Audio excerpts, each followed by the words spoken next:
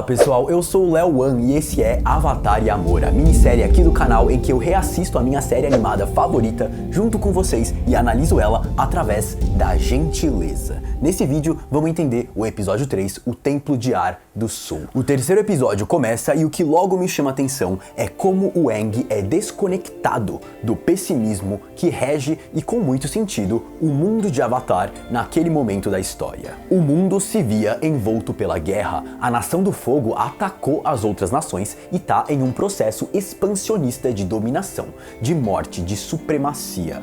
Ar, água e terra estavam sendo dizimados. Ar já foi dizimado, a água tá bem perto, terra resiste, mas em breve cairia, como o próprio comandante Zhao fala nesse episódio. E Aang ficou congelado esse tempo todo, por 100 anos. Ele vem de uma outra época, uma época em que as coisas eram simplesmente gentis. O mundo era gentil. Sim, pontualmente devia existir problemas políticos e sociais em alguns momentos, mas em termos macroscópicos, o mundo vivia em uma época de paz, de trocas. As 4 nações viviam em trocas mútuas que traziam coisas boas para todos. Era uma época em que você sorria, que você acordava o seu amigo de forma engraçada, de forma divertida. Uma época sem medo. Aang vem de uma época sem medo e isso significa pra mim que é exatamente isso que ele é. Ele é uma pessoa sem medo. O resto do mundo de Avatar, infelizmente dada as terríveis circunstâncias e os repetidos traumas, vivem com medo. Essas pessoas do mundo de Avatar nasceram na guerra. Tudo o que eles conhecem é a guerra, tudo o que eles conhecem é o medo. Para eles, medo deve ser uma coisa tão certa, tão dada como certa, que eles sequer devem pensar em questionar isso. Não parece que é uma coisa que você pode superar, que você possa viver sem. O medo é uma parte essencial da sociedade de Avatar. É uma parte essencial da construção da identidade de cada indivíduo na sociedade de Avatar, na época em que se passa esse terceiro episódio. E futuramente também. Praticamente todos os personagens em Avatar que a gente vai encontrar vivem alguma variação de medo, seja Sokka, Katara, Zuko, Toph, os pais da Toph, Jet, as guerreiras Kyoshi, Azula, Bumi, o Senhor do Fogo, todos, com exceção talvez do tio Iroh, que já viveu com medo e ele aprendeu muito em sua vida. E agora, claro, com exceção de Aang. Um exemplo de como as coisas eram diferentes 100 anos antes são as cenas em que o Aang se relaciona com o monge Gyatso mostradas nesse episódio. Espera-se que monges assim fossem sérios, exigissem coisas sérias das crianças ali, mas é muito pelo contrário. A gente vê Gyatso ensinando Aang a fazer um bolo com os poderes sagrados da dobra de ar para arremessar na cabeça de outros monges. Gyatso ensina amor pro Aang, ensina Aang a amar. Mas no mundo, 100 anos depois, dificilmente um pai ensinaria amor pro filho como Gyatso ensinou pro Aang.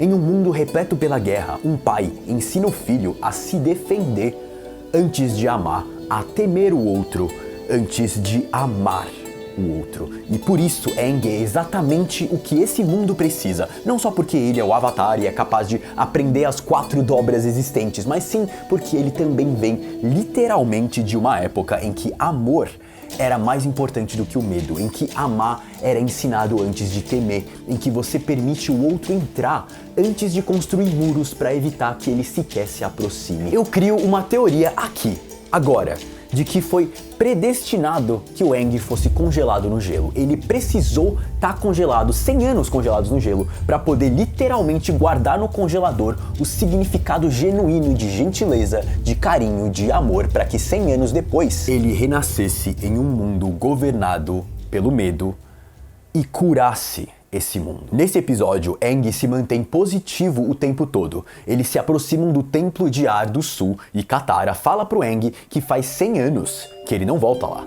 100 anos que ninguém vê um dobrador de ar. Muito provavelmente todos eles morreram. Katara e Sokka pensam o pior. E o pior é bem óbvio para eles. É óbvio, as probabilidades gritam que os soldados do fogo invadiram os templos de ar e dizimaram seu povo, cometeram genocídio. Mas o Aang é diferente. O Aang espera o melhor. Aang não tem medo de esperar o melhor. Quantas vezes eu já não me vi esperando o pior de alguma coisa pra não me machucar depois? Eu espero, sei lá, ir mal na prova, porque se eu for bem, ei, tô no lucro, mas se eu for mal, ei, pelo menos eu não me frustro tanto. Eu espero, sei lá, que esse relacionamento não vai dar certo, porque se der, ei, que bom que deu. E se não der certo, pelo menos eu não me machuco tanto. O problema é que se você já entrar nas atividades, nos relacionamentos, na vida, esperando o pior, sempre o pior, você vai se ver um dia vivendo pelo medo. E de que adianta viver tantas coisas boas, tendo o pior sempre ali, em vista, perto de você, para caso tudo der errado? O quão desgastante, o quão desperdício é viver a sua vida desse jeito. Aang acredita que vai reencontrar os seus amigos, a sua família, os monges. Ele acredita que vai chegar em casa e tudo vai ficar bem. Mas aí ele chega em casa e dá de cara com isso. Os soldados de fogo invadiram a sua casa. Os soldados de fogo mataram a sua família. O pior aconteceu. O pior é uma realidade. Aang esperava o melhor, mas o pior aconteceu.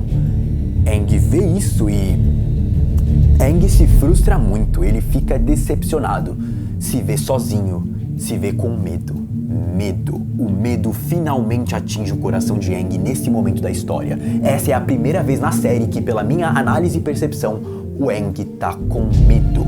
Não medo da nação do fogo, mas medo de que ele tá sozinho, que ele perdeu as pessoas mais preciosas pra ele, as pessoas que ele troca emocionalmente, as estruturas dele, as pessoas que ele sente amor. O medo que governa esse mundo de Avatar finalmente atinge Aang. E esse medo se transforma em raiva. Eu falo bastante disso aqui no canal como uma pessoa que vive pela raiva e violência, tá constantemente com medo. Zuko é um exemplo disso. Zuko tá sempre enraivecido com o mundo. Ele usa a raiva e a violência do fogo, portanto, para mascarar um adolescente profundamente machucado e assustado que tudo o que quer é o amor de um pai. Tanto que na história paralela desse episódio, o Zuko desafia o comandante Zhao para um Agni Kai e vence. E logo após vencer, ele demonstra piedade a Zhao, que por sua vez se aproveita do momento para atacar o Zuko. Tio Iroh protege Zuko e fala pro comandante Zhao como seu sobrinho, mesmo em exílio, tem muito mais honra do que aquele comandante jamais teria. E Zuko acha estranho, ele fica até surpreso e pergunta pro tio se ele realmente quis dizer aquilo mesmo. Essa pergunta de Zuko pro tio é o primeiro indício na série de como que o Zuko precisa de amor, principalmente de alguma figura paterna que demonstre carinho por ele, que ame ele. Mas nesse episódio Zuko ainda não percebia que era isso que ele precisava. Ele ainda vive com medo e por isso ele sente raiva o tempo todo. Aang não conhecia o medo, mas aqui o medo atinge ele e é claro que assim como Zuko, esse medo se transforma em raiva. E Aang entra no estado Avatar, e a raiva poderia virar violência. Aqui ele quer agir como o Zuko, ele tá puto, tudo o que ele quer é descarregar a sua raiva, sua frustração, sua tristeza em alguém. Mas a Katara usa gentileza, usa empatia para enfrentar o medo e a raiva do Aang. Ela fala como ela entende ele, como ela passou pela mesma coisa, como a Nação do Fogo matou a sua mãe também. Ela fala como o monge Gyatso e os outros monges podem ter ido embora, mas ele não tá sozinho. O Aang tem uma família. Ela e Sokka são a sua família. E nesse momento, Aang percebe que ele não precisa ter medo. Ele começa a retornar. O Sokka então se aproxima e diz que ele e Katara não vão deixar nada acontecer com ele. Ele promete isso. Aang de repente vê o seu coração, que alguns momentos atrás estava cheio de medo e raiva, preenchido pelo carinho, a gentileza, o amor de Katara e Sokka. Aang percebe nesse momento que ele é mesmo o último mestre do ar. E isso dá medo, muito medo. E Katara abraça ele forte. Sokka tá ao seu lado. Aang vem de uma época de gentileza e acordou 100 anos depois em uma época de medo.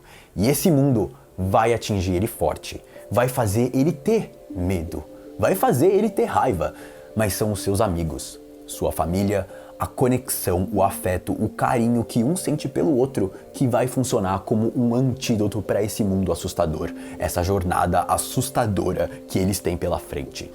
E isso nós vivemos todos os dias de nossas vidas, aqui no mundo real. Perceber isso em Avatar, perceber como o que dá força pro Aang salvar o mundo é a sua conexão com os seus amigos, muito mais do que a habilidade de dominar as 4 dobras, me faz querer cultivar sempre as relações, as conexões na minha vida. Porque eu sei que muito mais do que qualquer conhecimento racional, qualquer habilidade física, qualquer número que eu conquistar em uma prova, em seguidores no Instagram, em inscritos no YouTube, qualquer status, qualquer cargo profissional, muito mais do que qualquer sucesso desse tipo, o que realmente me nutre como ser humano e transforma o mundo para melhor é o afeto, o carinho, a gentileza, o amor que eu divido com as pessoas na minha vida. Os meus amigos, a minha família.